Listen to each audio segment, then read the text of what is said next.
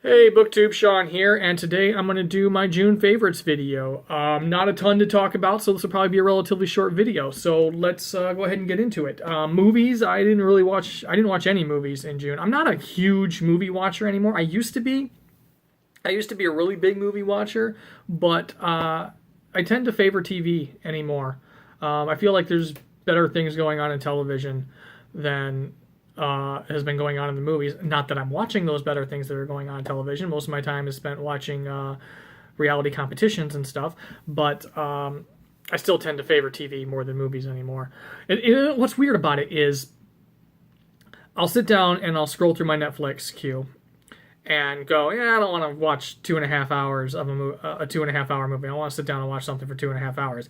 And then I'll proceed to watch 4 or 5 episodes of an hour-long drama when I could have watched 1 or 2 movies. But I favor TV over movies anymore because, yeah, I don't know. I don't think movies have been that great. Of course, not that I've watched a ton of them to be able to judge that, but anyway, I'm rambling, so let's get into television shows. I haven't watched any movies. Let's get into television shows. I've been doing this huge rewatch of Seinfeld this month. I'm into season 7 now. I'm actually about to finish season 7 and go into season 8. So, yeah, what's cool about it is I've always really enjoyed Seinfeld, but now that I've been watching it from the beginning, I'm finding episodes that I missed. Not a ton of them, but I have seen some episodes that I don't remember seeing before. So that's been cool. I really enjoyed that show.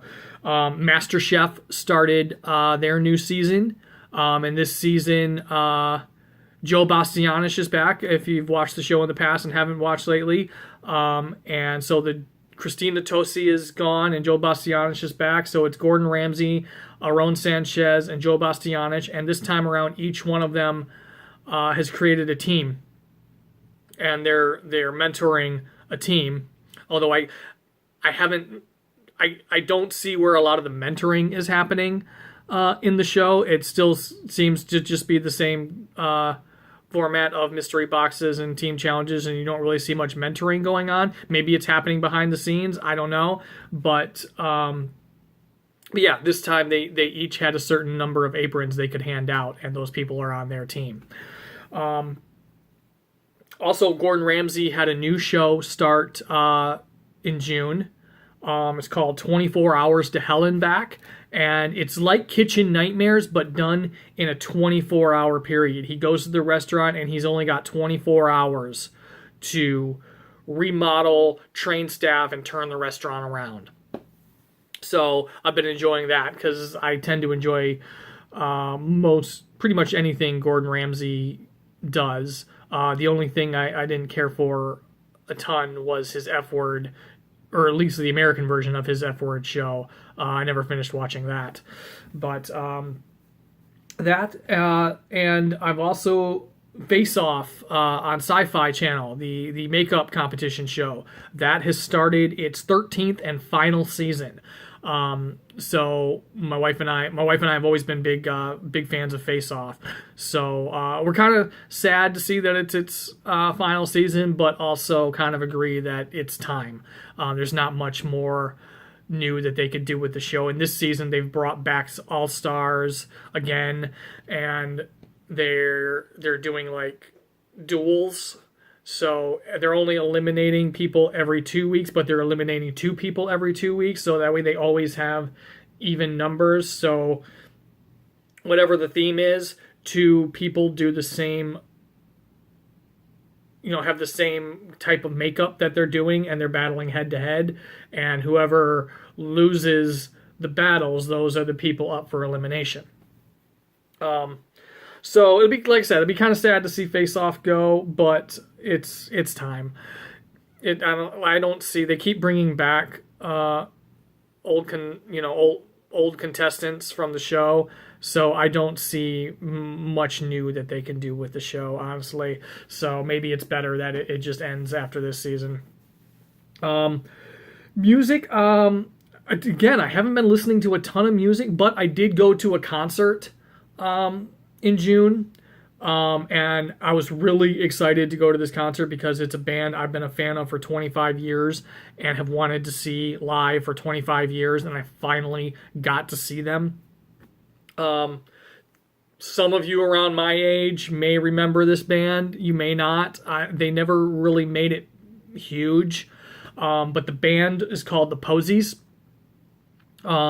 They had hits. Their hits in the 90s really were Dream All Day. Their album that kind of got some mainstream attention was called Frosting on the Beater. And what was cool about this show was the lineup that was on that band. They haven't played with that specific lineup since that album.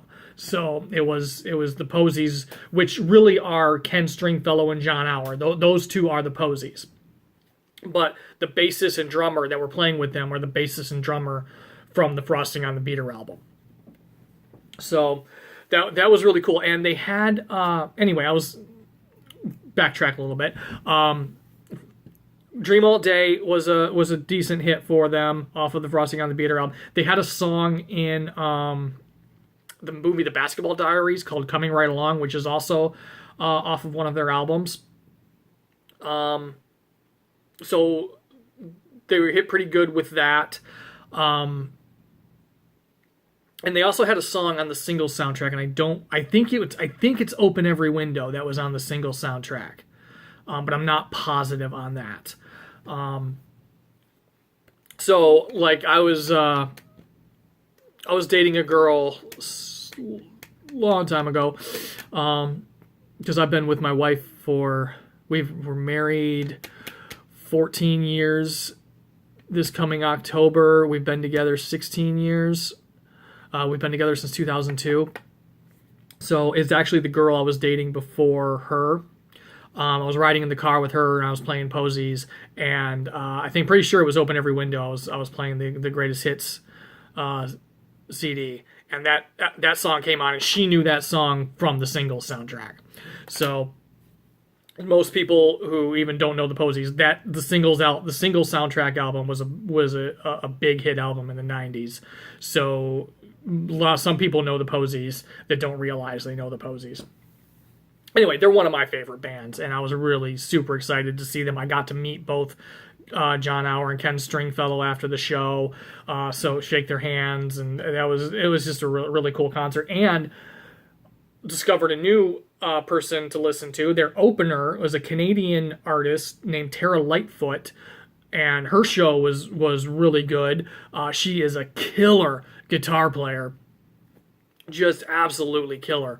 And then she came on stage a couple times during the Posies set and performed with them. And during the finale, her and John Auer were just killing the guitars and just reaching over and having fun and breaking each other's strings to the point where they were each just down to their sixth string.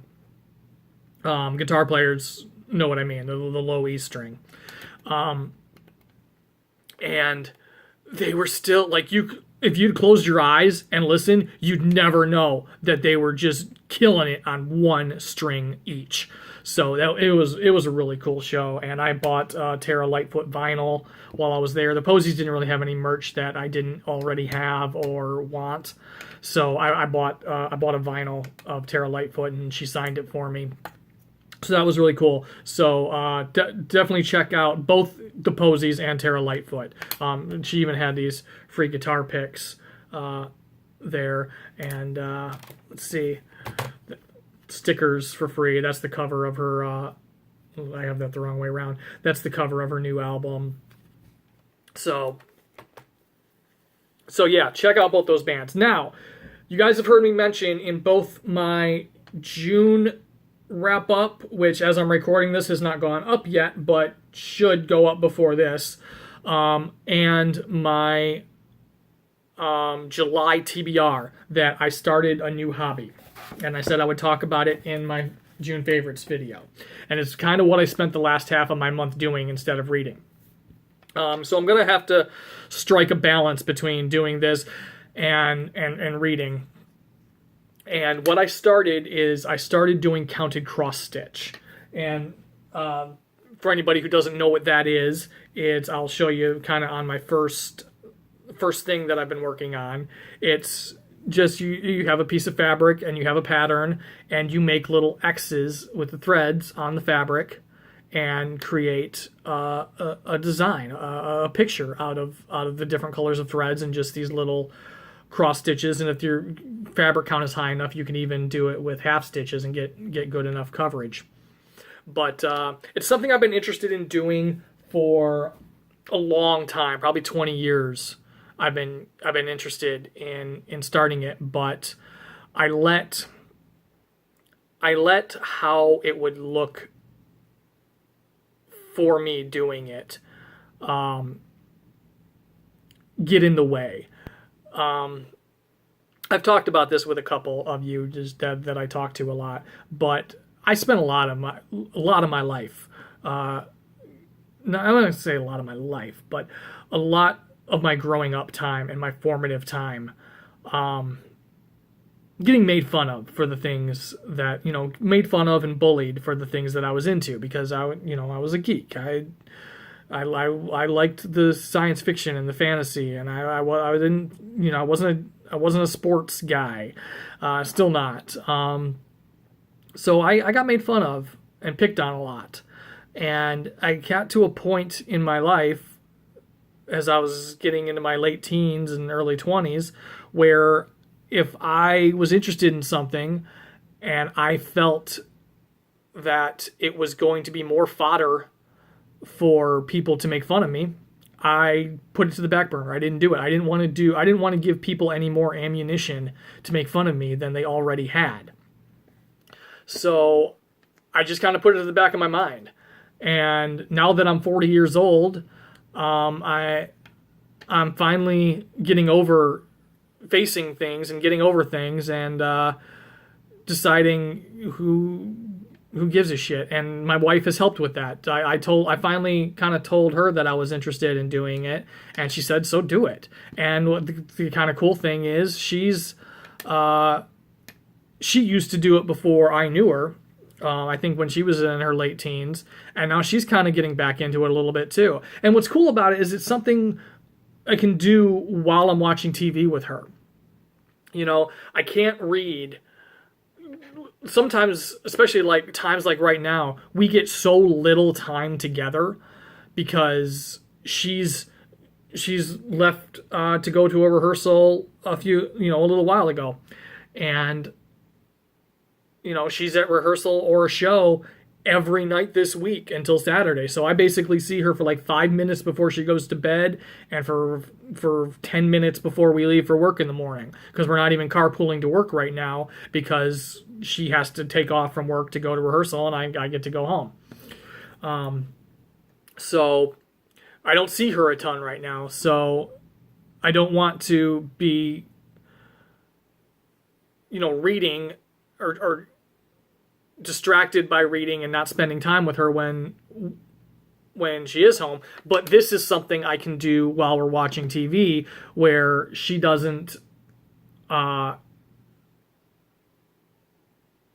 feel like I'm ignoring her and just going into the world of a book, even though I can watch TV and read a book at the same time. She always wonders how I can read a book and watch. She'll get on me a little bit for trying to read while we're watching TV. But this, and especially if she's doing it too, we can both be working on cross stitch and watching TV and kind of doing something that we're doing two things together. So it's cool. It's something I can do while I'm just sitting watching TV instead of trying to read a book. But that's not the only thing I've been working on. I also have, if you guys, this is not finished, but this will be, if you guys watch the IT Crowd, which is one of my absolute favorite television shows, their catchphrase on that is, have you tried turning it off and on again? And at the beginning, there's these 8-bit creations of the three main characters, Jen, Roy, and Moss. So this will be the 8-bit creations of the characters with the phrase, "Have you tried turning it off and on again?" And then I've also been working on, I'll put a picture up too of what this is going to be, but this is going to be a black and white picture of Audrey Hepburn sitting in the window with her guitar from Breakfast at Tiffany's when she's singing Moon River in that movie. Because I'm a big Audrey Hepburn freak. But anyway, that's it. That is my June favorites, and that's the new hobby I've picked up. So let me know what you guys have been up to in the month. Have you heard of the Posies or Tara Lightfoot? Are you fans? I'm always looking to. I'm always happy when I know that other people listen to the Posies, because I feel like I'm not the only one that still knows about them, which was really cool at the concert because there was people there who were singing along with every single song, and they don't come to the Detroit area often, so that's why it's been taking me so long to be able to see them. Sometimes if they come to Michigan, they'll come like 2.5, 3 hours west of where I'm at, Kalamazoo area. So, which seems weird for me to say that has prevented me from seeing them when I drive to Cleveland or Chicago to see concerts, but it's just not always convenient to drive to Kalamazoo because, again, we got to get someplace to stay, and because we won't want to drive 3 hours back at night, and it seems to me, I guess in our heads, more logical to spend a night in Cleveland or Chicago to see a band than it does in Kalamazoo, I guess. Especially if we were going to spend the weekend over there and go to Michigan wine country and do that, but just to go over there and see a show, it hasn't always been convenient to do that. Especially if it's nights that, we got to work the next day or something. Anyway, I'm rambling, so I will end this video. Hit me up in the comments. Thank you to all my subscribers. If this is your first time watching, I hope you enjoyed this video. If you'd like to stick around, hit the subscribe button so you'll know when I post new videos, and I'll see you all in the next one.